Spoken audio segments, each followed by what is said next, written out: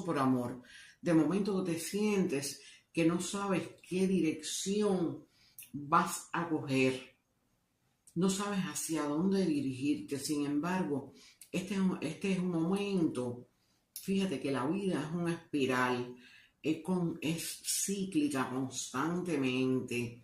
Y es que has estado con tantas preocupaciones, has estado pensando tantísimo que como que se empieza a desmembrar toda una serie de dificultades que habían eh, frente a ti o preocupaciones que tenías y empiezas a ver justamente lo que hasta el momento te estaba impidiendo llegar a tus metas, tener tu triunfo, lo que estaba en este momento obstaculizando